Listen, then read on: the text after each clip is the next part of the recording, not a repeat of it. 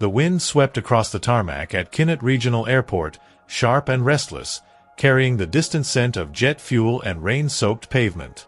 It was late morning, and the landing of North Horizon Flight 417 should have been just another routine operation. But then, a bark sliced through the air. Ranger, the seasoned German Shepherd of the K-9 unit, came to a sudden halt beside Officer Ray Tibbs. His ears shot up. His nose twitched, and in an instant he locked into a stance of pure focus, his eyes glued to the man stepping off the plane. Clive Brogan wheeled his black suitcase with mechanical precision. At 57, with a crisp uniform and upright posture, he was the picture of professionalism, the kind of pilot passengers trusted without question. But when Ranger's deep growl rumbled across the tarmac, Clive froze for a split second. His expression shifted, not to fear, but to something harder to name, resignation, maybe. Like this moment had finally caught up to him.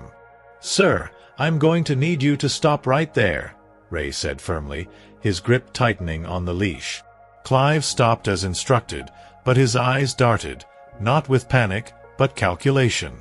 Ranger took another step forward, baring his teeth, barking with force and clarity.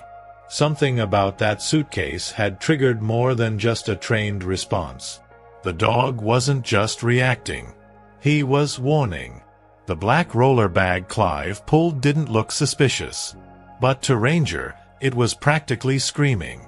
Another bark erupted from the dog, louder now, echoing across the open space. Two nearby security agents turned their heads. A mechanic dropped a wrench. Behind the fence, a small group of passengers froze, unsure whether they were watching a routine check or the beginning of something far more serious. Clive raised his hands slowly, eyes fixed on Ray. "This must be a mistake," he said, voice low, almost hoarse. "There's nothing wrong with my bag." But the firmness Clive was known for, the steady calm he carried in every cockpit, was gone. In its place was hesitation. And to Ray Tibbs, a hesitation like that meant more than words ever could. "You'll need to come with us for inspection." "Standard procedure, Captain," Ray said, signaling for backup. Clive stood silent for a moment. Just a moment. But it was long enough for Ranger to lunge slightly forward with a guttural snarl, sending another shiver through the onlookers. And in that breath of silence, something shifted. Ray didn't know what was inside the bag. Not yet. But whatever it wasn't just illegal. It felt personal. And it was about to blow Clive Brogan's entire world wide open. The security room at Kinnett Regional was quiet, almost sterile, with buzzing overhead lights and walls that had seen too many secrets. Clive Brogan sat rigidly in a cold metal chair, his pilot's uniform still pristine, though his presence now felt entirely out of place. Officer Ray Tibbs stood beside the inspection table, glancing occasionally at Clive while Ranger sat alert near the door, growling low under his breath. The suitcase rested between them like a ticking clock. Time slowed as Ray slipped on his gloves. Clive's hands were clasped tightly together, his fingers pale from the pressure. His face remained unreadable, but something in his eyes betrayed him, an exhaustion that ran deeper than fatigue. Ray cleared his throat. "Anything you want to tell me before I open this?" he asked, giving Clive one last chance. For a moment, there was silence, then Clive replied with a hollow voice, "You're going to find something. But it's not what you think." Ray unzipped the bag methodically. Inside, everything was folded with the precision of a man who'd lived by routine. Shirts, socks, a clean flight log. Then, tucked into the false bottom beneath the lining, Ray found a tightly wrapped plastic bundle. The moment he touched it, Ranger stood and growled louder, pacing in a small circle. Ray cut the tape open with a steady hand, his instincts on high alert. The smell hit them first, iron, old, faintly metallic. It wasn't drugs. It wasn't food. It was something else. Inside the bundle was cloth. Not just any cloth, a child's jacket. Tiny, weathered, and stiff with age. It was torn at the sleeve and stained in dark red patches. Ray's breath caught in his throat. He held it gently, unsure what to think. This wasn't contraband. This was personal. He turned to Clive, the question escaping before he could fully process the moment. "Whose jacket is this?" Clive stared straight ahead, unflinching. His voice was barely above a whisper. "It belonged to my son," he said. "But he died 33 years ago." The room fell into a silence so heavy it could have crushed glass. For a long moment, Ray didn't know if he was staring at a man hiding something, or a man haunted by something that refused to stay buried. Whatever this was, it went far beyond airport security or protocol. And Ray Tibbs had the sudden chilling sense that what Ranger smelled wasn't danger, but grief. And that grief was about to tell a story no one was ready to hear. Officer Ray Tibbs didn't speak for several seconds. The silence between them wasn't empty. It was thick, filled with the weight of things unsaid. He looked down at the child's jacket again, suddenly more aware of how fragile it was, how sacred. It felt wrong to be holding it under fluorescent lights in a security room. Clive Brogan sat motionless, but something behind his eyes shifted.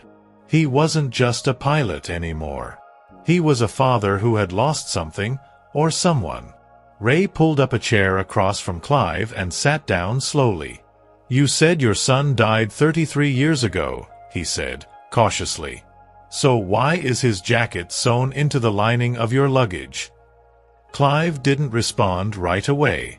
Instead, his gaze moved to the wall behind Ray, as if watching a film that only he could see. When he finally spoke, his voice was softer, more human.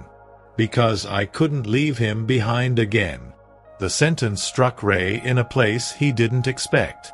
There was no deflection, no attempt to explain the blood, no denial. Just pain, raw and unfiltered. Clive leaned forward, elbows on his knees, his hands now open. His name was Levi. He was 6. Disappeared in the fall of 1992. We lived in Ashford, Kentucky. It was a small town. Everyone knew everyone. But that didn't stop him from vanishing. The room seemed colder now, as if the memory itself had drawn the warmth away. Ray had heard countless stories over the years. People smuggling things, hiding things, lying to cover their tracks.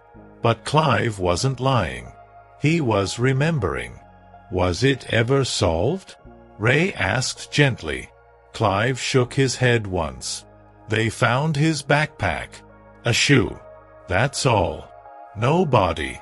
No arrests. Just theories and silence, and the kind of sorrow that eats everything else inside you. His voice cracked near the end, and for a second, he looked older than he had just moments before. "I kept the jacket," Clive said after a pause. "It still smells like him. I don't know how, but it does. I never took it out of the house, until today." That detail caught Ray's attention. "Why today?" Clive exhaled slowly, the sound long and deliberate. "Because I got a letter. No return address. No explanation. Just a single line, 'You were never supposed to forget.' And inside the envelope was a photo of Levi, as he looked last week." Ray's heart skipped a beat. Ranger, still restless by the door, whined low in his throat. Something had just changed. Whatever they thought this was, it was only beginning. Ray Tibbs stood in silence, the weight of Clive's final sentence lingering in the room like smoke. A photo of Levi, as he looked last week. He didn't want to believe it. It sounded impossible, delusional, even. But looking at Clive now, there was no sign of confusion or mental break. Just fear. Deep, steady fear. The kind that only shows up when something sacred has been disturbed. "You still have the letter?" Ray asked. Clive nodded and reached into his inner jacket pocket. He pulled out a plain, unmarked envelope and handed it over. Ray put on latex gloves before accepting it. Inside was a single Polaroid photograph, faded at the edges but undeniably recent. A boy stood outside what looked like a gas station, holding a small red toy car. The eyes, the smile, they didn't match the age Clive claimed Levi had been. The boy in the photo looked about 9, older than 6. But the resemblance to the boy in the missing persons poster Clive had described? Unmistakable. Ray handed the photo back carefully. This could be anything, Clive. A hoax. Someone cruel enough to dig into an old case and mess with your head. Clive shook his head. Then how would they know what the jacket looked like? Or where it was hidden? I've never shown that to anyone. Not even Glenna. The mention of his wife's name broke the air like glass. She buried herself in silence after Levi disappeared. We never truly spoke about it again. Not deeply. Not after the first year. Ray leaned back, uncertain whether he was dealing with a grieving father caught in a cruel trick, or something else entirely. Clive, are you telling me you think your son is still alive? The words hung in the air, heavy and unreal. Clive didn't answer right away. He looked down at the floor, then slowly nodded. I don't know anything, but I believe it now. For the first time in decades. I believe he might be. Outside the room, Ranger gave a low, sharp bark and moved toward the door. Ray turned, slightly alarmed. The dog's instincts hadn't failed him yet. Something had shifted again. A presence. A scent. Or maybe something just arrived.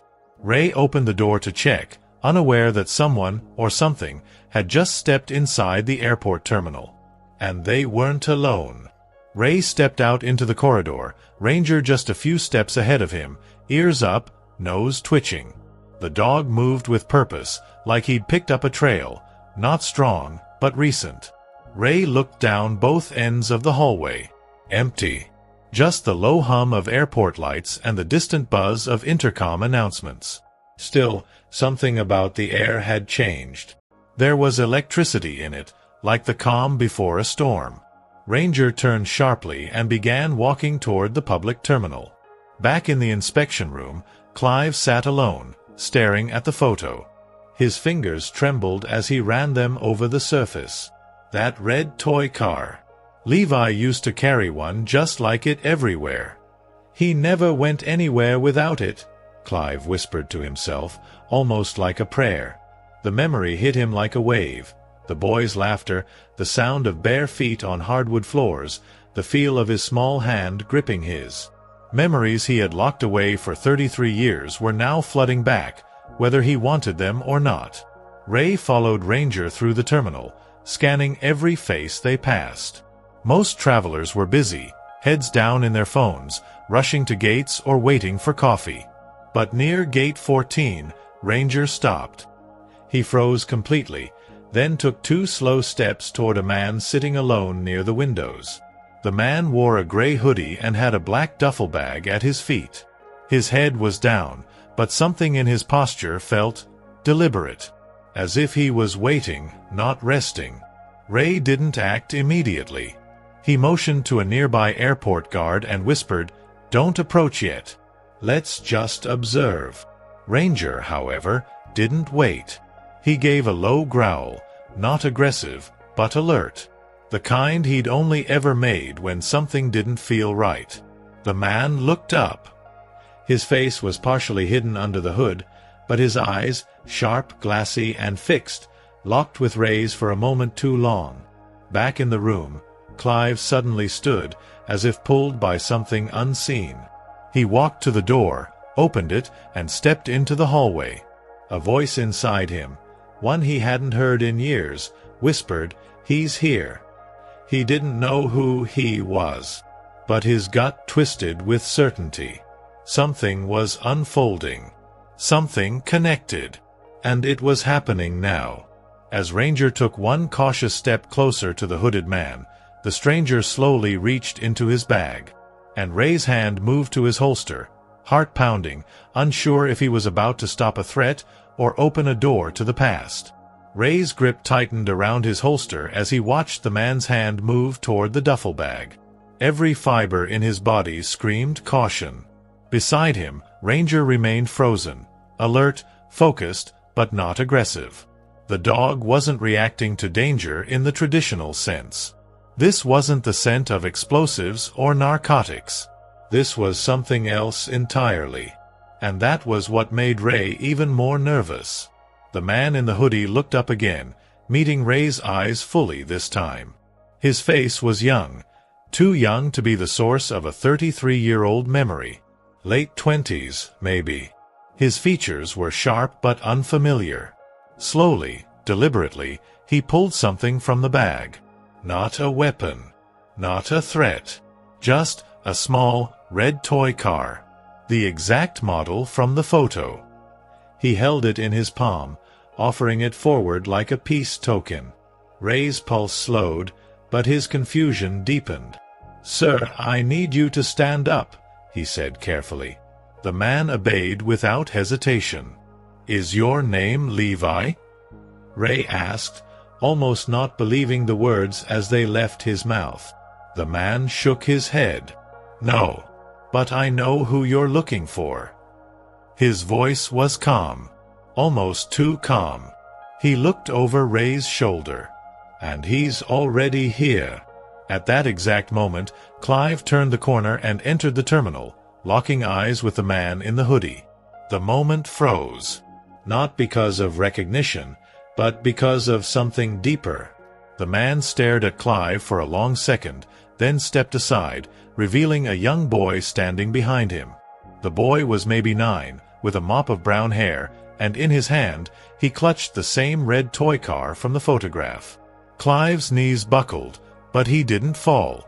He just stood there, silent, as if trying to breathe underwater. The boy looked at him curiously. Not afraid, not distant, just observant. "His name is Eli," the man in the hoodie said. "He doesn't know who you are." "Not yet." Ray turned to Clive, his voice low. "Is that him?" Clive couldn't answer. Not with words.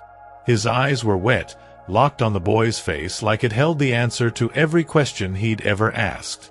But before anyone could take a step closer, the boy turned and ran. Clive's breath caught in his throat as the boy turned and sprinted through the terminal.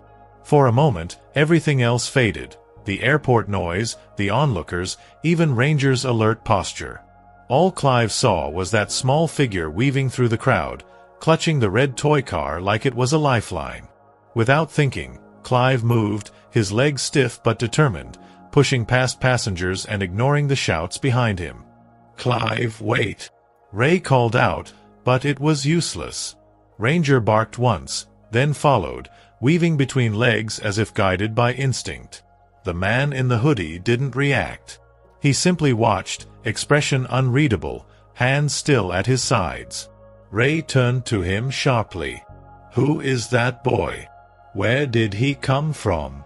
The man answered calmly, "I told you, his name is Eli. And he doesn't belong to me." That answer only raised more questions. Clive pushed harder, desperate not to lose sight of the boy. He turned down a side hallway that led toward baggage claim, his heart pounding so loudly it drowned out the rest of the world. He saw a blur of movement ahead, the boy ducking into a service corridor marked "Authorized Personnel Only." Clive hesitated only a second before following. He didn't care about the rules. He just knew he had to see him again. Inside the service hallway, the lights were dimmer, flickering slightly. The air smelled of cleaning supplies and old rubber. Clive paused, listening. Footsteps. Small ones. Not far ahead. He called out, "Eli. Levi. Please, wait." The sound stopped. Silence. Then a soft voice echoed back, "You're not supposed to find me." It was high-pitched, childlike, but strangely flat, like it had been practiced. Clive turned the corner and found the hallway empty. No doors open. No sound. Just a dead end and a faint warmth in the air, as if someone had just been there. He collapsed against the wall, overwhelmed, his knees weak. Was this real? Was the boy just a hallucination born of grief and guilt? Or was there something far more complicated happening? Something he couldn't explain? Behind him, Ray appeared with Ranger, breathing heavily. "He's gone," Clive whispered, staring at nothing. Ray looked around, confused. There's no way he could have vanished that fast. And yet, somehow, he had. Clive remained slumped against the wall, his palms pressed into the cold tile floor, trying to anchor himself to something real. His mind was spinning. That voice, "You're not supposed to find me," still echoed in his ears, haunting and familiar. Ray crouched beside him, concerned. "You saw him, right? It wasn't just you?" Clive nodded slowly, eyes wide and distant. "I saw him. I heard him. And I swear to God, it was Levi's voice. But it wasn't Levi's eyes." Ray glanced down the hallway again. No doors. No vents large enough for a child to slip through. And yet, the space felt recently disturbed, like air still moving after someone had passed through. Ranger sniffed the ground, circling once, then let out a soft, confused whimper. It was as if even he couldn't make sense of the trail. "Kids don't just vanish into walls," Ray muttered. "Not without someone helping them." Back in the terminal, the man in the hoodie had disappeared as well. Airport security confirmed he'd slipped out through an emergency exit just moments after the boy ran. No ID, no boarding pass, no trace. Surveillance footage showed him walking in through the front entrance less than an hour ago, but there was no footage of him ever entering with a child. The boy had just appeared, as if out of thin air. Clive and Ray returned to the inspection room, the silence between them thicker than before. Clive sat down slowly, rubbing his temples. "I don't know what's happening," he said, voice raw. "But something's not right. That boy, he didn't move like a normal kid. He didn't look like a normal kid. It was like he was acting a role. Like he was told what to say." Ray looked at him, eyes narrowing. "You think someone's using a child to manipulate you?" "I don't know," Clive replied. "All I know is, if that wasn't Levi, then someone out there knows everything about him. Things only Glenna and I would know." That possibility was even more terrifying. The jacket, the toy, the exact way the boy tilted his head, all of it pointed to a level of detail no stranger should have access to. It wasn't just a hoax. It was a message. Ray stepped outside the room to make a call, his hand shaking slightly as he dialed. He didn't know who to trust at this point. But he knew this. Someone had opened a door that had been shut for 33 years. And whatever had come through it wasn't finished yet.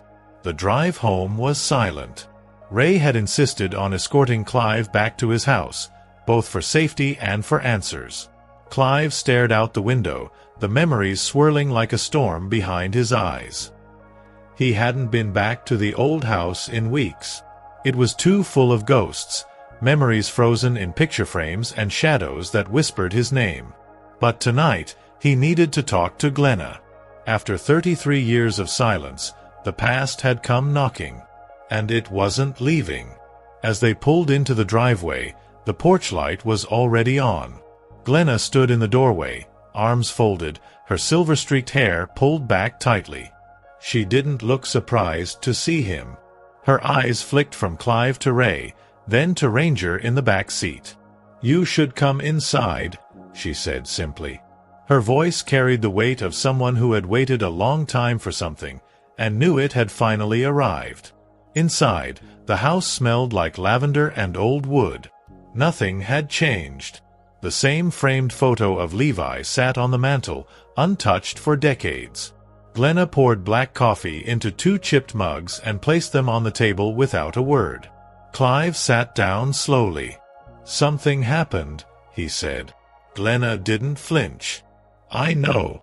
Ray looked between them, puzzled. How? No one's contacted you. Glenna finally looked at him. Because I got the same letter you did, Clive. 2 days ago. She reached into a drawer and handed Ray a nearly identical envelope. Same handwriting. Same postmark. But this one contained something different. Not a photo, a drawing. A child's crayon sketch of a house. Their house. But drawn from a perspective no one should have seen. That's our backyard, Clive whispered. Glenna nodded. But look in the window. Ray squinted. In the drawing's top corner, through the window of the second floor, was a small figure watching. I thought it was just a cruel joke, Glenna said softly. Until I saw his eyes in that drawing. And I knew. She looked at Clive now, not with fear, but with resolve. Someone's bringing him back to us, Clive. Or they want us to believe they are. The silence that followed was louder than any argument. Ray finally broke it. If someone's watching you, both of you, they've been planning this a long time. The question is, why now? Outside the house, under a low-hanging tree across the street, headlights flickered briefly before fading back into the night. Someone was already waiting for the next move. Clive hesitated at the foot of the staircase.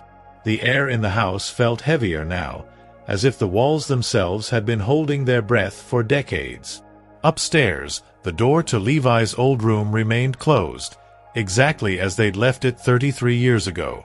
Glenna stood beside him, her hand lightly touching the banister. I haven't opened it since the funeral, she whispered. Clive nodded slowly. I never could. Together, they climbed the stairs. Each step creaked beneath their weight, a sound they hadn't heard in so long it felt foreign. At the top, Clive reached for the doorknob but paused. You sure about this? He asked. Glenna looked at him with tired eyes. Nothing about this is sure anymore. With a deep breath, Clive turned the knob and pushed the door open. The smell hit them first, faint, dusty, but still laced with something warm. Familiar. The room was untouched. The blue rocket ship wallpaper still clung to the walls. A row of plastic dinosaurs sat on the windowsill, frozen mid-roar. The bed was neatly made, the same Star Wars comforter folded at the corners. But something was off. Glenna noticed it first. Clive, she said, her voice trembling. The window. The curtain was slightly open, and someone had drawn something in the thin layer of dust on the glass. It was a name, Dad, written in the jagged, uneven lines of a child's finger. Clive stepped forward, heart pounding.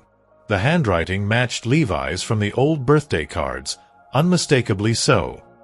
He reached out and touched the glass, smudging the final D. His throat tightened.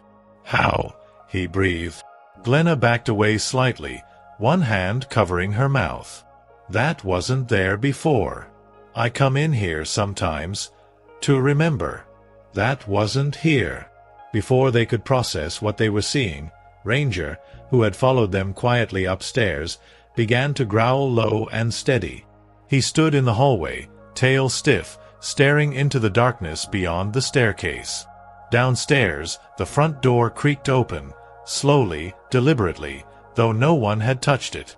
Ray was the first to react. He drew his sidearm and moved swiftly down the stairs, Ranger at his heels. The front door stood wide open, swaying gently in the breeze, but there was no one on the porch. The night outside was still, the street eerily quiet. No footsteps. No car driving away.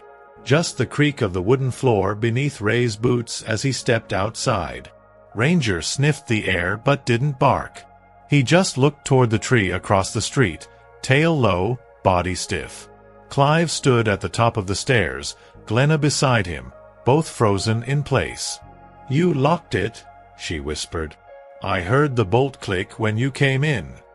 Clive nodded, eyes locked on the open doorway. I did. I checked it twice. They slowly made their way down, each step heavier than the last. Something had shifted. It wasn't just fear anymore, it was violation. Someone had been in their house, or still was. Ray stepped back in, his face tight with frustration. No signs of forced entry. No footprints on the porch. Nothing on the cameras. Whoever opened that door knew exactly how to stay invisible. He looked to Clive. This isn't a prank. This is planned. Precise. Glenna wrapped her arms around herself, suddenly cold. Then why the message? Why write Dad in the dust? Why not just take something? Or hurt someone? Ray didn't answer right away. The silence felt louder than any response. Clive walked back into Levi's room, now drawn by a feeling he couldn't name. He stared at the dust-covered glass again. This time, something new caught his eye, a small, folded piece of paper, barely sticking out from beneath the bed. He reached for it slowly, hands shaking. The paper was yellowed and thin, but the handwriting on it was clear. It was a note. Just 4 words. Stop looking. He's mine. His stomach twisted. He handed it to Ray, who scanned it quickly, jaw clenched. Whoever left this, they were in this house recently. Hours ago. Maybe minutes. Glenna's voice cracked. Then why leave a warning instead of a threat? Clive turned to them, his voice low. Because they think this isn't a threat. To them, it's a promise. Outside, a motion-activated camera on the porch blinked red for a moment. Someone watching the feed remotely. And in a basement far away, dozens of old photos of Levi Brogan were spread across a wall, all marked with dates, times, and new ones still being added. Ray sat at the kitchen table, his fingers tracing the edge of the paper like he could extract more from it just by touch. Stop looking. He's mine. The note felt more like a boundary than a warning, the kind of message a predator leaves behind not out of fear, but out of ownership. Glenna stood by the counter, staring blankly into a cup of untouched coffee, while Clive paced in front of the fireplace, the photo of Levi still clenched in one hand. The entire house felt tighter now, like the walls themselves were closing in around them. "I've seen that handwriting before," Glenna said suddenly, breaking the silence. Her voice was thin, but steady. Ray and Clive both turned to her, surprised. She didn't take her eyes off the cup. "It's not exact. But the slant, the way the M curves in mine. It's familiar." Clive's brow furrowed. "From where?" She looked up, slowly. "There was a man. Years ago. Before everything. Everett Langley. He lived just a few blocks from here, near the woods behind the old community hall. I didn't think about him for decades. But now, I remember." She walked to the living room bookshelf and pulled down an old tin box. Inside were loose photographs, drawings, and school papers from Levi's early years. She shuffled through until she found a crayon drawing, a simple one, a tree, a sun, and a man with a cane, smiling. On the back, in Levi's childlike scrawl, was written, "Mr. Everett gave me the shiny marble." Glenna's voice cracked. He'd see us walking to school, and he'd always stop Levi just to say hello. He never did anything wrong. But something about him always made me uneasy. Ray leaned over the drawing, studying the way the figure was drawn. Tall, with round glasses and a cane. "You said he disappeared after Levi did?" Glenna nodded. "Overnight. No warning. One day he was in that house with the broken picket fence. The next, it was boarded up. Everyone just assumed he left. But now, I don't think he ever really did." Clive ran a hand through his hair, his voice rough. "Why didn't we ever look into him? Why didn't the police?" Ray stood up, pulling out his phone. He searched the name, Everett Langley. Nothing current. No property records. No death certificate. Just a blurry photo in an old city registry archive from 1985. "He's been erased," Ray said. "Deliberately. And if he's still out there, we need to find him." Clive clenched his jaw. "We go to that house tomorrow. I don't care if it's condemned or burned to the ground. If Everett Langley took my son, I want to look him in the eyes." Outside, the wind picked up, rustling the trees that lined the old backroads of Ashford. And far beyond the edge of town, the Langley property sat in silence. Windows dark, vines choking the wood, and a flicker of movement inside. Just past the curtain, the road to the edge of Ashford was narrower than Clive remembered. Trees leaned in from both sides, like they had grown wild in the absence of visitors. The sky was a flat gray, and the silence inside Ray's vehicle was heavy, broken only by the occasional hum of tires against uneven pavement. Glenna sat in the back seat, staring out the window, her hands gripping the strap of her purse as if it were the only thing grounding her. Clive rode up front, his eyes locked on the tree line, remembering the last time he'd driven this way, before everything fell apart. The GPS didn't register the address anymore. The system rerouted twice, then gave up completely. "It's like this street doesn't exist," Ray muttered, checking the signal. "It's been decommissioned," Clive said. After the floods in '94, they stopped maintaining the outer blocks. Some houses were condemned. Others just disappeared. But one hadn't. At the very end of the road, just before the woods reclaimed the pavement, stood a weathered green house, 2 stories tall, shutters hanging crooked, the porch sagging under years of rot. And yet, the front door was shut. Intact. Almost maintained. They parked a few yards away, not out of fear, but instinct. No one spoke as they approached. The air was colder here, and the trees didn't sway like they did in town. They stood still, like watchers. The front yard was overgrown, vines stretching across the pathway like veins. But in the middle of it all sat something small, shiny, and unmistakable, a clear marble with a blue swirl, half buried in the dirt. Glenna gasped softly, bending down to pick it up. "It's his. Levi's." Her voice trembled, full of certainty. Ray reached the porch first and tried the door. It creaked but didn't open. "Locked from the inside," he said. "Doesn't look like it's been kicked in or broken. Someone's keeping this place sealed." Clive stepped forward and knocked, once, then again, louder.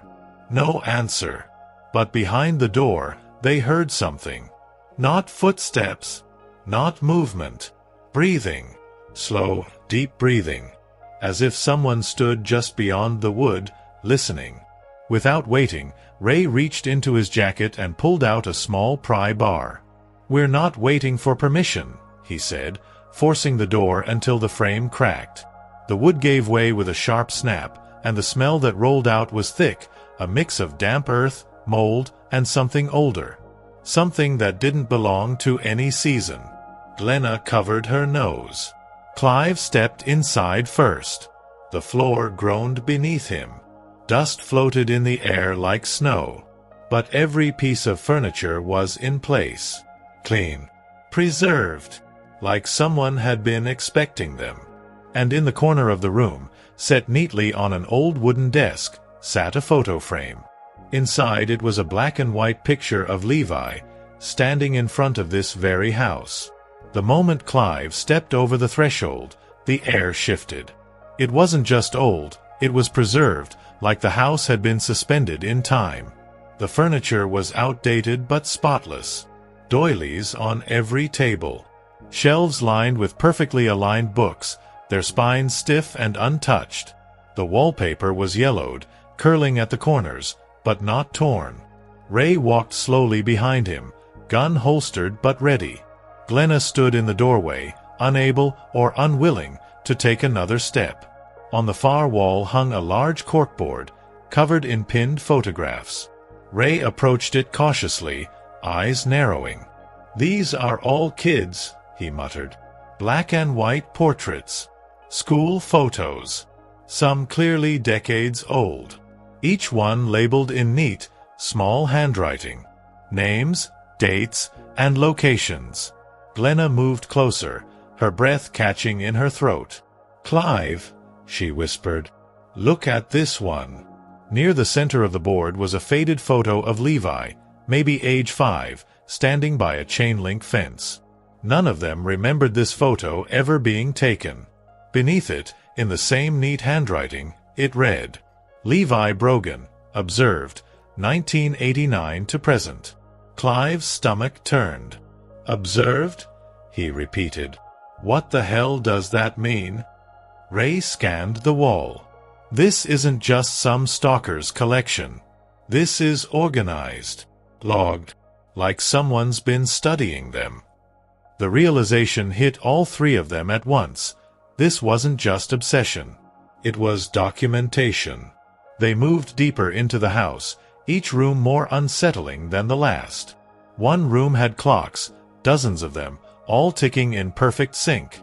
Another was filled with cassette tapes, each labeled by date. Ray pulled one at random. October 2nd, 1991. Playground, 3:17 p.m. In the far corner was a tape recorder, still plugged in. Glenna's hands trembled. He was recording our son. 4 years.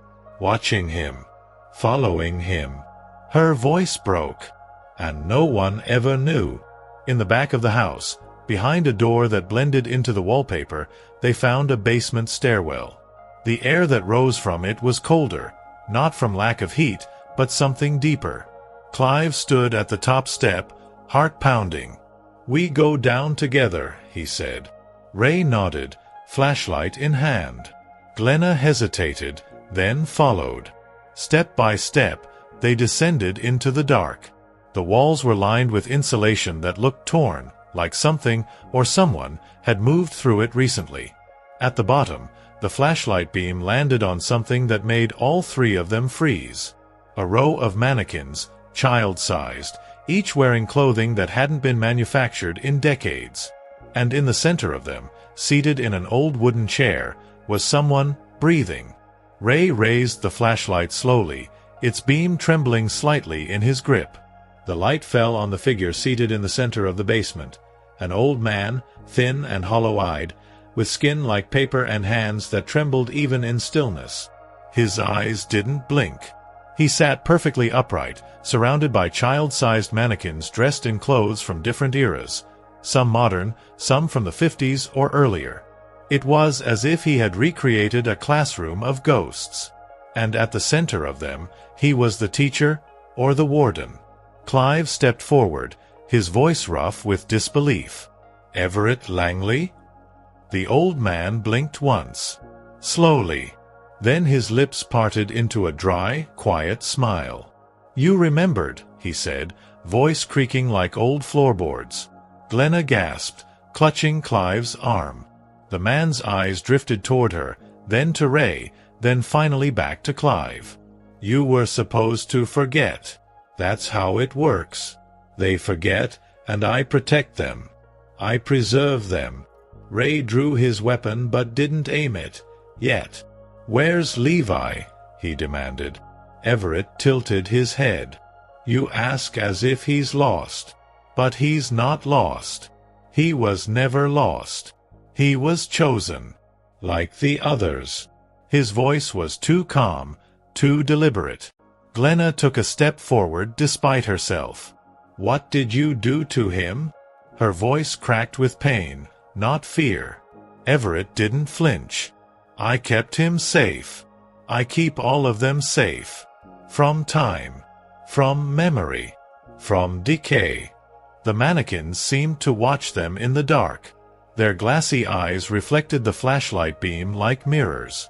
Ray swept the light across the room, catching glimpses of shelves, children's shoes, old lunchboxes, toys organized neatly. Time catalogued like a museum. But there was no sign of Levi. "He was just a boy," Clive growled. "He was my boy." Everett looked up at him, his expression suddenly sharp. "That's where you're wrong. Once you forget them, They're no longer yours. The air grew heavier with every second. Ray stepped closer, trying to assess if Everett was dangerous or delusional. "Where is he now?" Ray asked again, his voice more forceful. Everett's smile faded, and for the first time, something behind his eyes flickered, not madness, but pride. "You've already seen him," he said. "And you let him run." Clive's breath caught. "Eli." Everett nodded slowly. "Names change, but the soul remembers. He's not the boy you lost. He's the one I raised." Clive staggered back a step, his face pale. "You're saying that boy, Eli, he's Levi?" The words felt impossible even as he said them. Glenna's eyes filled with tears, her hands trembling as she pressed them against her mouth. Everett tilted his head, his fragile neck cracking audibly as he did. "Not Levi as you remember him," he said calmly. "But what Levi became. What I made him." His voice carried a twisted pride, like a sculptor admiring his life's work. Ray kept his gun raised now, fully alert. "You abducted a child. You took a boy from his family, raised him in secret, and now you're standing here acting like you did them a favor."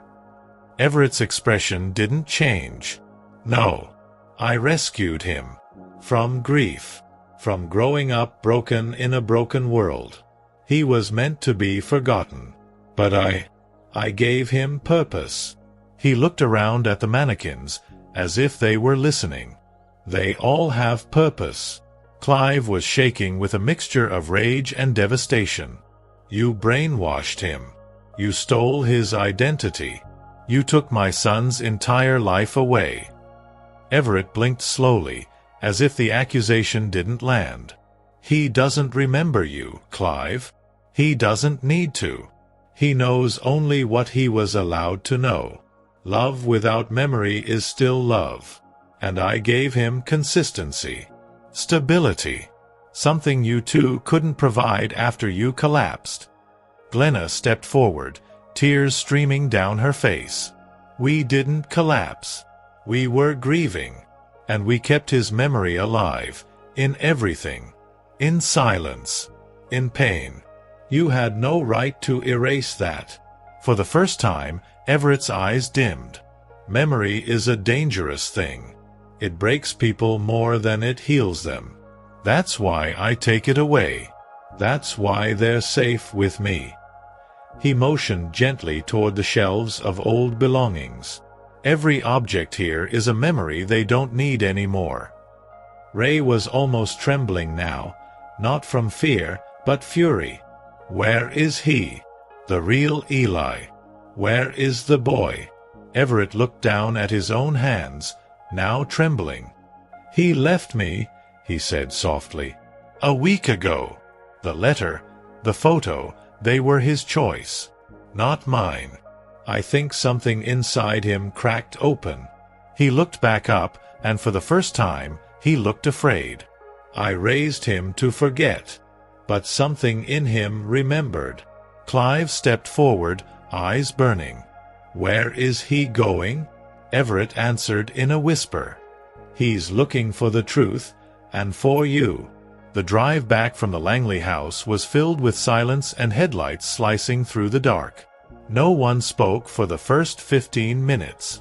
The weight of Everett's words hung in the air like smoke.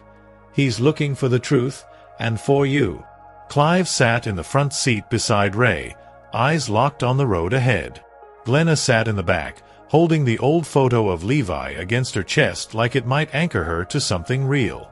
The marble Everett had kept now rolled loosely in the cup holder, a tiny ghost of childhood, rattling with every turn. Ray finally broke the silence. "If Eli's out there alone, he's vulnerable. He doesn't know who to trust. We need to assume Everett trained him not to believe anything outside the world he built." Clive nodded slowly. "He said something that keeps echoing in my head. You let him run. He was at the airport, right there in front of me. I saw his eyes. I felt it. And I let him go."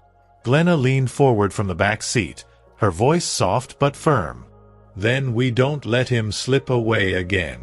They arrived back in town just after midnight, and Ray immediately pulled footage from surrounding street cameras near the airport and downtown.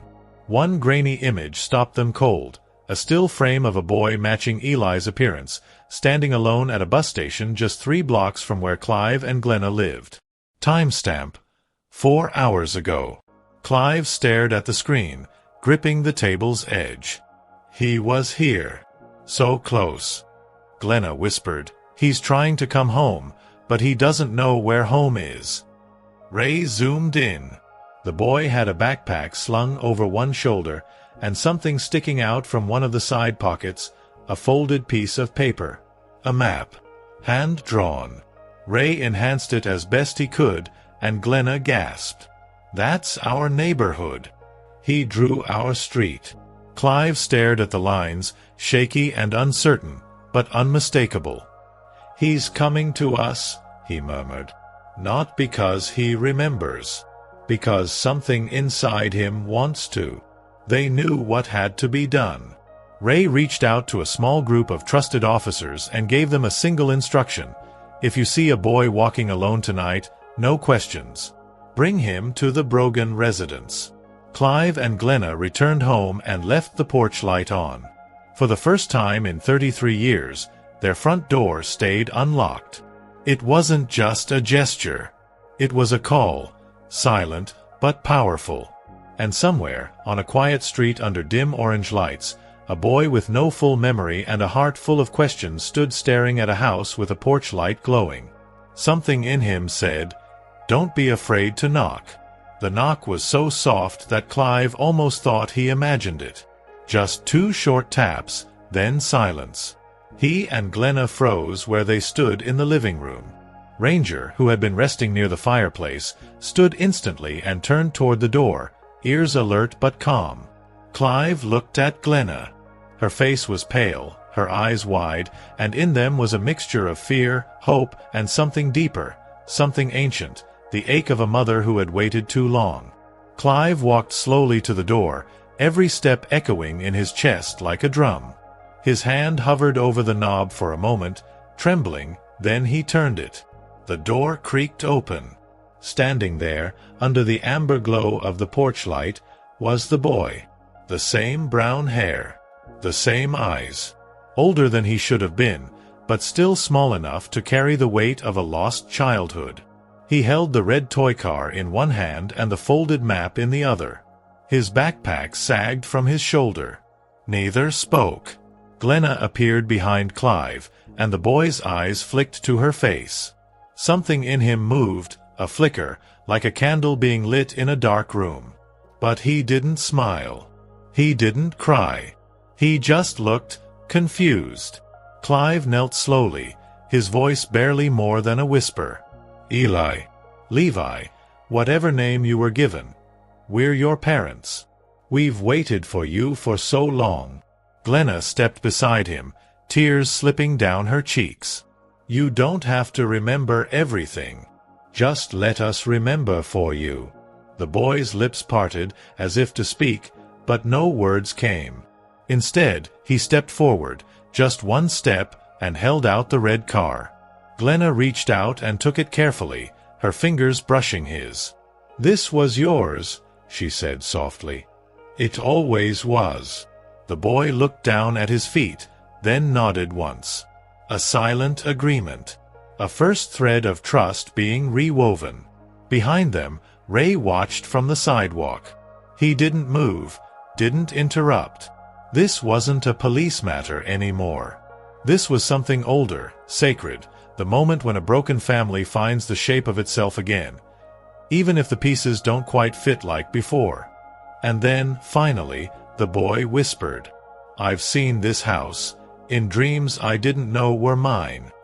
The boy sat curled on the edge of the couch, legs tucked underneath him, the blanket Glenna had given him wrapped tightly around his shoulders. The living room was dim now, lit only by the warm amber glow of a single lamp and the fading embers in the fireplace. He glanced around like each object in the room was both foreign and oddly familiar, The photo frames, the books, the crack on the corner of the wall near the ceiling. He didn't say much, but his eyes were full of questions he didn't know how to ask. And Clive and Glenna didn't dare press too hard. They knew this wasn't just about memory. It was about rebuilding trust in a world that had stolen it from him. "I used to dream about this place," the boy said suddenly, his voice like a thread unraveling. "Sometimes the windows were covered in snow. Sometimes there were drawings on the fridge. And always, there was a woman humming in the kitchen." Glenna's breath hitched. She was seated across from him on the carpet now, her knees pulled close to her chest. "That was me," she said, her voice trembling. "I used to hum while cooking breakfast. You'd sit at the table and play with your cereal." Her lips curved into a trembling smile. "You always hated milk." Clive remained silent for a long moment before finally leaning forward, elbows on his knees. "Do you remember your name?" The boy stared down at his lap, picking at a loose thread on the blanket.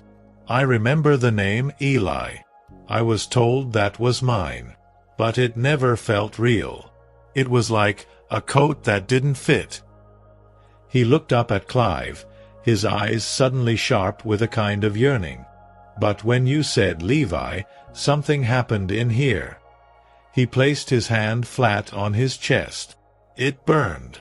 Like a word I forgot I used to love." Ray stood at the back of the room, arms crossed, watching everything unfold with a quiet intensity. This wasn't just a missing person case anymore. This was the kind of thing they didn't teach you to handle in training. A boy raised in isolation, pulled between two identities, now caught in the in-between.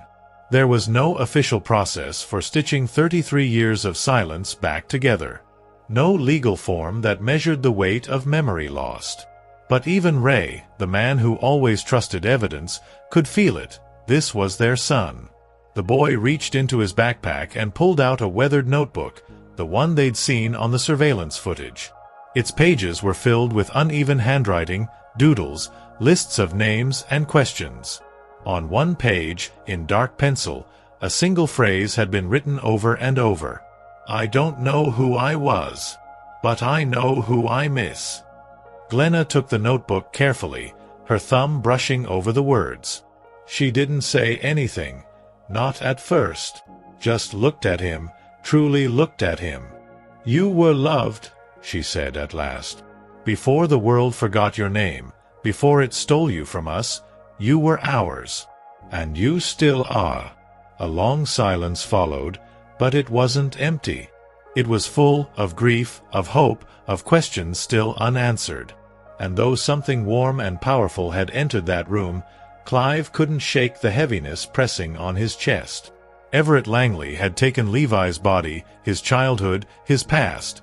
But what else had he taken? What did the boy not know? What had been buried so deeply that even Levi's bones had forgotten? Because as much as they had gotten their son back, there were still parts of him wandering in the dark. Morning light broke gently through the curtains, casting soft golden lines across the hardwood floor.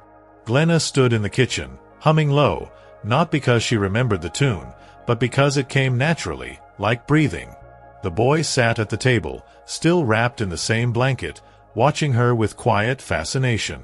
He didn't say much, but he hadn't run. And that, to Clive, meant more than any memory ever could. He stood in the doorway, watching the two people he had once lost share a moment that didn't need words. Breakfast was slow, simple. Pancakes and orange juice, a routine so old it felt like muscle memory. At one point, the boy reached for the syrup and paused. "Do I like this?" he asked, unsure.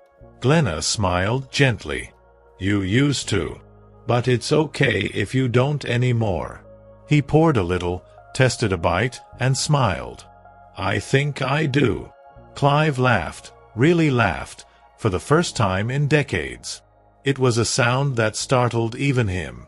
Later, Ray sat with them in the living room as the boy spoke more, piecing together fragments of his time with Everett. Some of it was mundane. gardening, chores, old books. But other parts were harder to hear. Locked rooms, rules about silence, punishments when questions were asked. He said people forget because they want to, the boy said. He said remembering made people weak. Clive's jaw tightened. No, he said firmly. Remembering makes us human. The police opened an official investigation into Everett Langley's life. But the man had vanished. When Ray returned to the house 2 days later, the basement was empty. The mannequins were gone. The photos, the notebooks, all of it erased, like it had never existed. Only one thing remained, the child-sized rocking chair, now still, sitting alone in the dark. It was as if Everett had taken the ghosts with him. Back at home, Clive began fixing up Levi's, now Eli's, room. Not to restore the past, but to create something new. A space where both names could coexist. Some nights, Eli would sit beside Glenna on the porch, asking questions about who he used to be. And sometimes, he would tell them things they thought he'd never recall. The way his dog used to bark at the mailman, the sound of rain on the roof, the smell of cinnamon in December. Little things. But they were everything. One evening, just before sunset, Clive tucked the boy into bed, something he never thought he'd do again. As he turned to leave, Eli spoke softly. Dad. Clive froze. That word, it broke and healed him at the same time. He turned back slowly. Yeah, buddy? The boy looked up at him and said, I don't remember the beginning, but I want you in the rest of it. And just like that, the silence that haunted their lives for 33 years finally ended.